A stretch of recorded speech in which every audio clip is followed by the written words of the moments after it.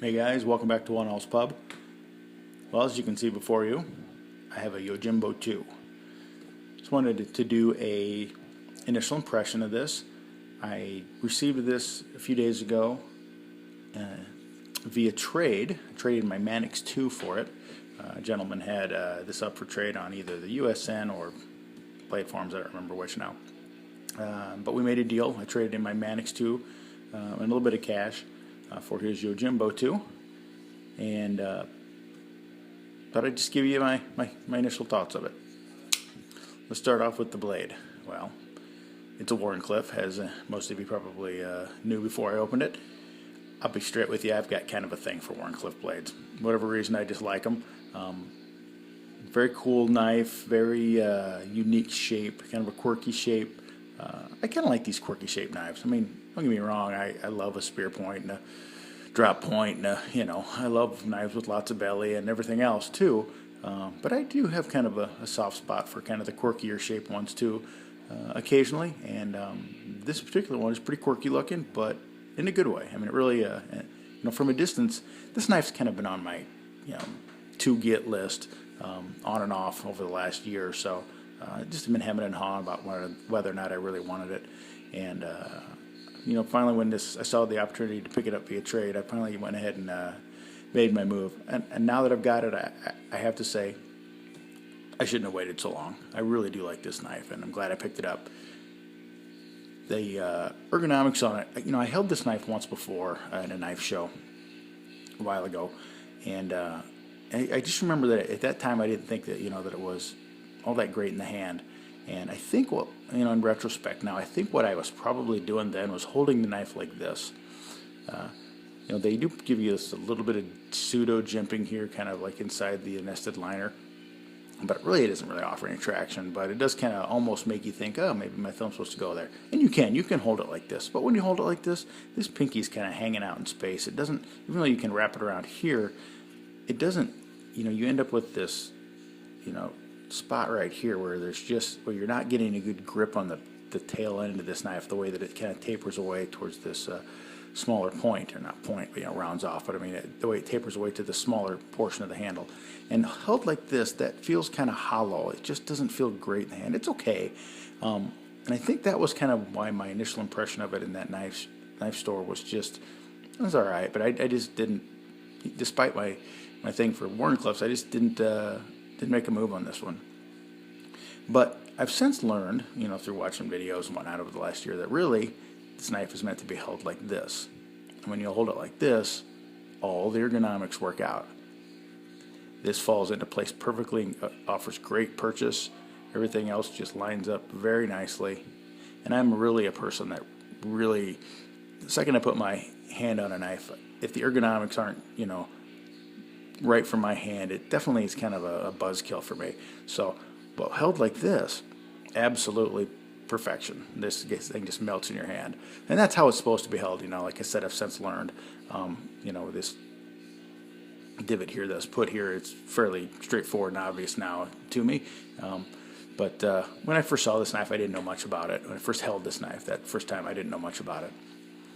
It's a Michael Janik or Janich or whatever, however he pronounces it, design, and he means it as a self-defense weapon primarily, and that's fine. Holding it like this and like this there will give you great tip control, and I guess the great thing about the Wharncliffe, according to him, is that as you're cutting and slicing, you're bringing all the power to bear against the entire cutting edge as you're going through something, and it's delivering power to that tip.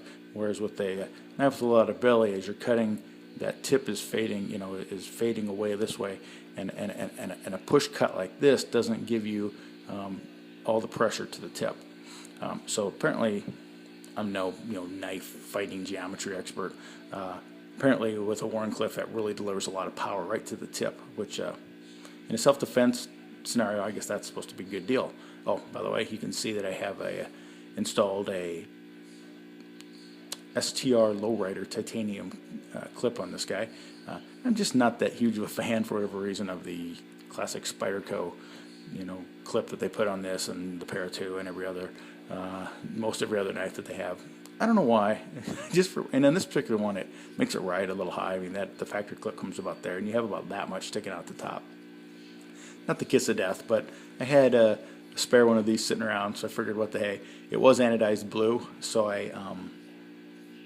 actually it was anodized blue, and then I'd painted it black to have it on an old Para 2 that I used to have.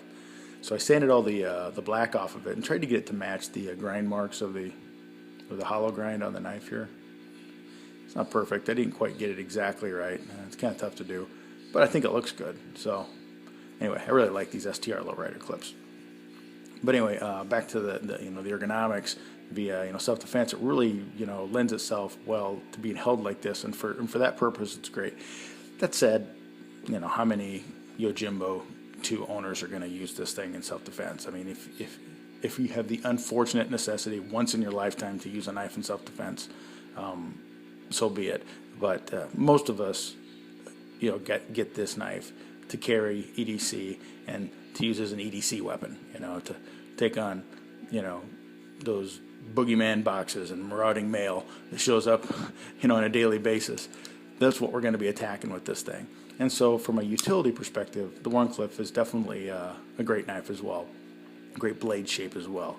And this, for opening boxes or anything else you want to do, maybe not the ultimate food prep, because you end up kind of like this. You'd back off and you'd have to then apply force down. I mean, you could still do it, but it's not the ultimate food prep blade shape. But from an EDC, just utility blade shape, a Wharncliffe's pretty nice too. So of course it has the Spyderco proprietary compression lock as found in the Para 2. Functions the same way. It does have a little bit of a different feel to it because it has a slightly different approach. As a matter of fact, I have my Para 2 here. Also sporting a STR lowrider clip, by the way. If you look at, get these two guys open here. If you look at these two iterations of the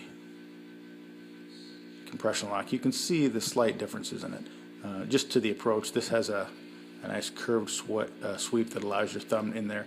This is a little squared off.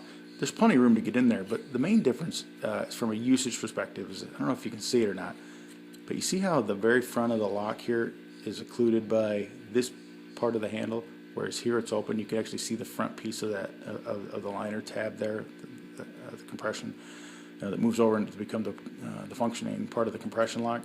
You can see it here too, that it's just slightly inside there. Well, that makes opening and closing this, it puts you back here doing it on here more, not up against. You can't really get directly in on the front piece of that tab as much, so you kind of have a tendency to slide towards the back. Again, it's not difficult to do. It's just a little different. At the Para 2, I tend to be more like right up in there. And for whatever reason, it shouldn't make that big of a difference, but I do definitely prefer it on the Para 2. It seems to be, just a little roomier access to it. This is a slightly restricted access, and I don't honestly know why they wouldn't have just given us a little bit more room there. If I can get that to focus. There we go. You can see how it's just ever so slightly occluded right there. If that was cut here and down, even you could leave it squared off still. Just have a little bit finer access to it. Again, it's not a big deal. It still works just fine. It just changes your technique. Instead of coming in, if you're used to a Para 2, you do kind of come in high. Now you have to kind of come in low on the Yojimbo. So that's fine. Just a slightly different, not low, but at least not towards the top, at least in the middle. I'm splitting hairs here. It works fine. I'm just saying that I just did notice a slight difference in use approach versus the paramilitary. So other than that, it's classic compression lock wonderfulness. I love a compression lock. It's my second favorite lock of all time, the frame lock being my first. And it's not that the frame lock is necessarily the best or the ultimate lock or whatever. It's just what I've carried most in my life. I've just carried frame locks for so long that that's just an automatic thing for me. So compression lock, though, the strength and the novelty of it is truly a great thing. I do have to say now that I've gone ahead and picked up my first Benchmade, which is the 940. It's the with the access lock. Yeah, I really like that a lot too. So that's every bit as fun as the compression lock, and certainly every bit as hardy as well. But regardless, anyway, back to the Yojimbo here. So Yojimbo, Japanese, means bodyguard, and again, that lends itself to the self-defense perspective. I guess you wouldn't nickname or name a knife the Utiliguard or something like that. That sounds kind of boring. So, but like I said, most of us are going to use this for EDC instead of self-defense. But it will certainly serve as a self-defense backup as well. Like pretty much any knife. Heck, you can take Kershaw Scallion, and if you're in a tussle and you whip that out and stuck it in some guy's ribs, it's going to work. So, dedicated self-defense knives, or something that for your average user probably are just overkill. Any knife will kind of work, but if you're in some kind of duty position, military, law enforcement, whatever, then for sure. And this would probably be a nice, actually, really nice weapon for like a law enforcement officer to carry, or somebody in the military. I could see this being a choice. This would be a good choice to have on you. For your average citizen, myself included, certainly it just makes a great EDC choice, and with the potential for self-defense backup as well. G10's got the usual G10, just like the Para 2. It's pretty much it's just a reshaped Para 2 in many ways. It doesn't have a lanyard hole, which to me is absolutely no big deal because I just don't use a lanyard ever, so no problem for me at all. Great blade shape, like I said, great hollow grind. Really comes to a really fine, thin thin level behind the edge here. This thing is going to make a great slicer. I haven't really cut much with it yet, but I will. If you look in here tight, too, if I can get the focus. Come on. You can see that from the factory, this has a pretty wide bevel too. Not wide, I mean like wide this way. It's got a pretty broad bevel. So I'm gonna put that on the wicked edge and polish that up. I'm not sure what angle that's at, but I'm guessing that's probably 15 degrees or so, because this is pretty thin at the edge.